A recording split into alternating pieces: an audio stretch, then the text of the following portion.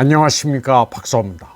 월드리딩 채널은 수익 정지 상태지만 늘 진실을 추구합니다.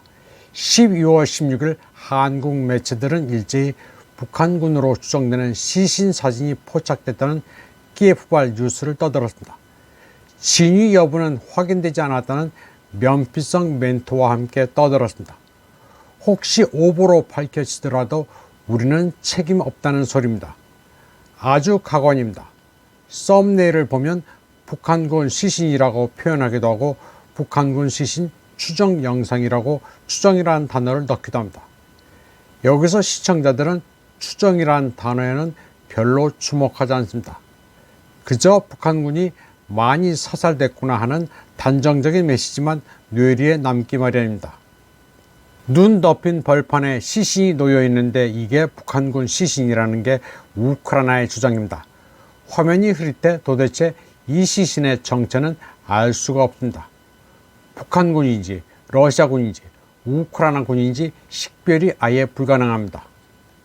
우크라인스카 브라브다는 이 시신들이 우크라이나군 드론에 쿠르스크 지역에서 사살된 북한과 러시아군 혼성 병력이라고 주장했습니다. 북한과 러시아군 혼성 병력 전사자가 200명인데 북한군은 몇 명인지 언급하지도 않았습니다. 젤렌스키는 쿠르스크 지역에서 상당수의 북한군이 동원되기 시작했다고 주장했습니다. 우크라이나가 북한군이라면서 공개한 화면은 죄다 흐릿합니다. 정체불명의 영상을 가지고 그냥 주장하면 그만입니다. 영상에다가 인공기 표시를 하고 이들이 북한군이라고 주장하기도 합니다. 북한군 추정 병력이 기갑, 항공, 포병 지원도 없이 개활지를 도보로 진격하고 있다고도 주장합니다. 그런데 이들이 북한군이라는 증거는 어디에도 없습니다. 우크라이나 허위정보대응센터 안드리 코발렌코 소장은 영상에 20구 이상의 시신이 보이지만 북한군이 입은 총 피해 규모는 더 크다고 주장했습니다. 지금 젤렌스키는 환장할 노릇입니다. 미국과 나토에 무기를 달라고 때를 써도 한계가 있는지라 한국을 다시 끌어들이기 위해 온갖 가짜뉴스를 뿌리고 있습니다. 이 시점에 한국에서 뜬금없는 비상계엄령 소동이 빚어지는 바람에 우크라이나 지원 이슈가 잦아든 것은 불행 중 다행입니다. 지금 외신들은 탄핵 찬성 쪽에 더 무게를 두고 보도하고 있습니다. 소위 한국의 보수 우파들은 이를 두고 기울어진 운동장이라고들 합니다. 그러나 운동장이 왜 기울어졌는지는 성찰하지 않습니다. 보수 우파를 자처하는 장노년층 세대는 젊은 층의 목소리에 별로 귀를 기울이지 않았습니다.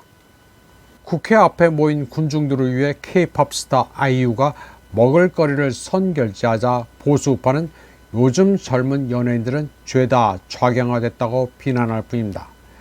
지난번 대선에서 윤석열은 아주 근소하게 승리했습니다. 윤석열에 반대한 47% 가운데는 종북 주사파가 분명히 있습니다. 그러나 47% 모두가 종북 주사파는 아닙니다. 그러면 그들을 끌어안고 건전한 국가관을 가질 수 있도록 설득을 했어야 했습니다. 저는 이번에 전공의들이 국회 앞 시위 현장에서 자원봉사 부스를 차리고 활동하는 것을 보고 적잖게 놀랐습니다. 의료진은 80% 정도가 보수 성향인 것으로 알고 있는데 윤석열 정권이 그들을 처단 대상으로 지목한 데 따른 반작용입니다. 탄핵 찬성 시위에서는 감옥에 갇힌 윤석열 인형도 등장했습니다. 박근혜 대통령이 끌려 내려올 때도 비슷한 장면이 연출됐는데 다 인과응보입니다. 타이완의 한 평론가는 윤석열의 운명이 박근혜보다 비참할 것이며 미국 도피의 꿈도 부서졌다고 말했습니다. 측근이 배신했고 옥중에서 늙어 죽을 수도 있다고 했습니다. 계엄의 난이란 썸네일과 함께 윤석열이 중국 간첩서를 부풀리고 있다는 중국의 반응도 소개했습니다. 중국의 스파이를 체포해도 처벌할 법이 없다고 한 데 대해 중국은 자국 이미지에 한국이 먹칠을 하고 있다면서 유감의 뜻을 밝혔습니다. 그리고 이는 정상적인 한중 간의 경제 무역에 해를 끼친다고 했습니다. 사실 그 건은 대통령이 미천을 드러낸 것이나 마찬가지입니다. 법무장관 같은 주무장관이 할 소리를 대통령이 했으니 격에 맞지도 않습니다. 예를 들어 중국 간첩이 트럼프의 말하라고 별장에 접근하다 적발되면 경호팀이 해결할 일이지 트럼프가 직접 자기 입으로 중국에 대해 항의하지는 않습니다. 요즘 소위 보수 우파 일각에서는 트럼프가 윤석열과 제휴해 부정선거를 해결해 줄 것으로 기대하는 사람들이 제법 있습니다.